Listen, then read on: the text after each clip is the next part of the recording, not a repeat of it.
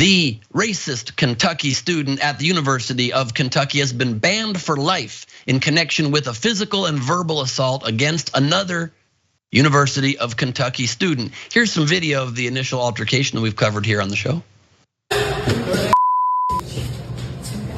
hope. Could you stop, please? No. Could you stop? No. Thank you. I'm oh, Jesus. I did not get paid enough for this. Exactly. Thank you. Thank you. You're a bitch. You're a bitch. Yeah. I got this all on video. Me too. I got this all. You're a bitch. You trying to get me to get her to like get chairs and things? No, I'm drunk. You're drunk. You're a bitch.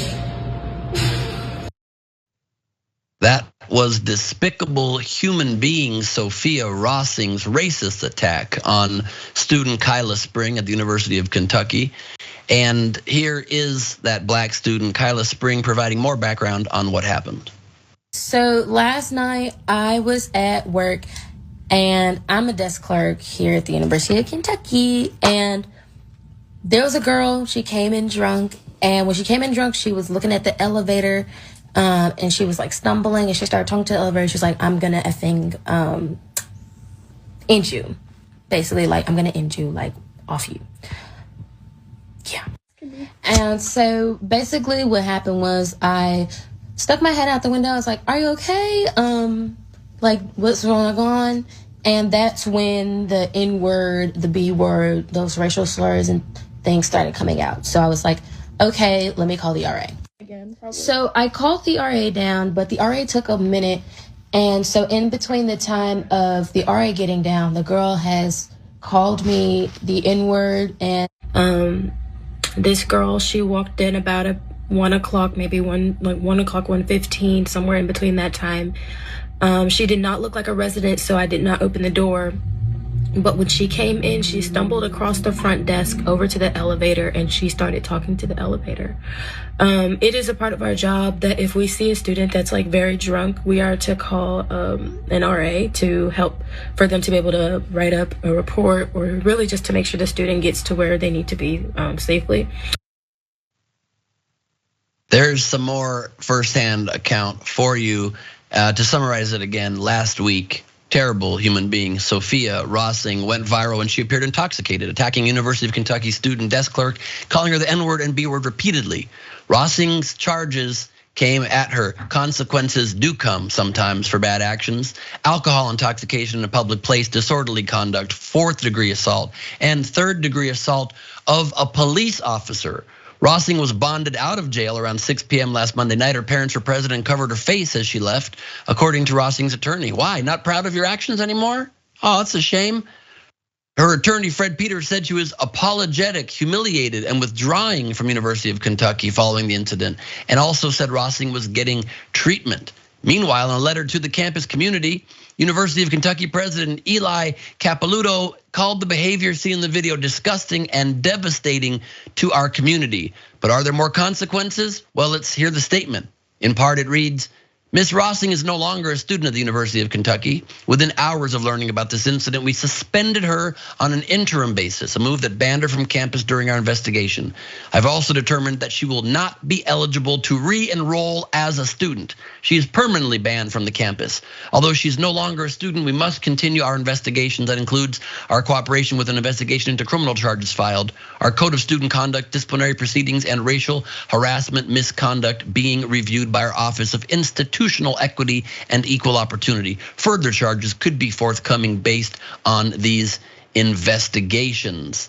That is some good news. A little bit of proof there, a little bit of hope that when these disgusting people take out their biases and their bigotry on innocent people, they will get punished. Their names will be tarnished and they will suffer consequences. As for Kylah Spring, the student who was harassed and can be heard in the video saying, quote, I do not get paid enough for this, has been gaining support. A GoFundMe has been started. It reads, hello everyone. I would like to start this GoFundMe for Kylah just to keep her on her feet for the rest of the year.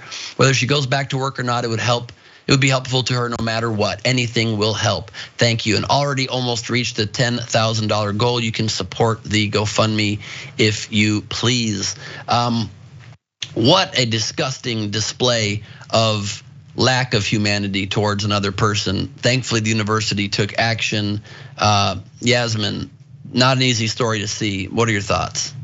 Yeah, well, now the girl is playing the victim. She's saying she didn't know she was being recorded. She's saying that she wasn't in her right state of mind, even though, alcohol doesn't make you a racist out of nowhere. She's saying her punishment was too severe and that now her future is ruined. Not that she ruined her future, but that it was ruined by, I don't know, some malicious external entity or force. The thing with justice is that it's only a step on the way to accountability and on the way to general societal betterment. Justice that doesn't lead to remorse, or at least understanding for how you ended up in your position, it's good, but it's really not enough. And honestly, I feel for Kylah. And these stories, we tend to focus on the perpetrator, but Kylah has to carry that whole incident with her now.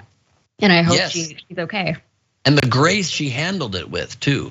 I don't know how somebody has that kind of self-control. If somebody was doing that to me, I would be attacking them back. I was one time on Halloween, was dressed as a Top Gun fighter pilot, and these guys self-identifying as Nazis tried to fight me and my friends, and I immediately was fighting them back. I ended up getting thrown against the CVS wall, but you have to try to fight back against this thing, but she didn't. She was able to hold her composure and just have the high ground in every respect during this traumatizing experience, and it's just so impressive. I'm so glad that she at least will financially benefit a little bit from having to deal with such a difficult thing. But you're right. I never even understand why apologies matter to people as much as true payback to society. Anybody can say sorry once, and especially once they suffer consequences, like Kyrie Irving apologizing after 10 chances to apologize, after 10 chances to speak on the substance of what he did, only after a suspension and true financial harm to him does he then disavow it when he's forced to. Well, then the apology means nothing. Yeah, I was wondering about this. I always wonder about that actually. These, any public figure who has to make an apology for something like that at some point, especially in the case of Kyrie Irving, it's like, why do we even need the apology anymore? Why do we even want that? Would that even make anyone feel better? Because we know who he is, we know how he feels, and he wants us to know those things. He wanted us to know how he felt because he said the things that he said, and he wanted us to know that he was not apologetic, he was not remorseful, and that's why he didn't apologize, even though he had so many opportunities to do so.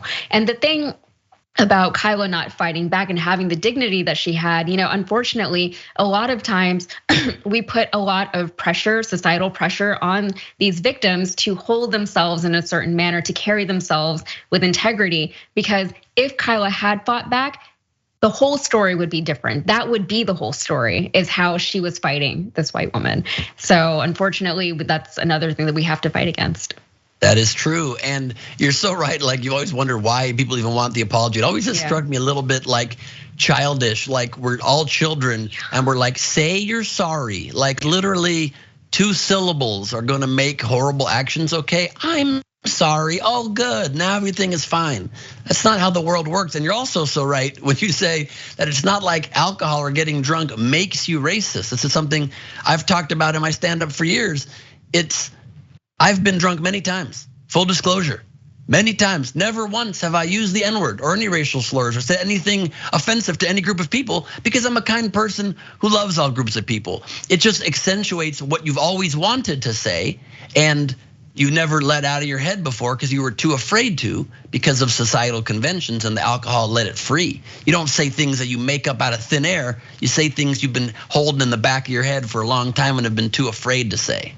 Yeah, alcohol is never an excuse for the things that fly out of your mouth when you're drunk. Anyone who drinks should be prepared for the things that might fly out of their mouth when they're drunk. Just saying. This is true. This segment brought to you by Bud Light. We are not responsible for things you say. Also, we're not sponsored by Bud Light, just to be very clear about that.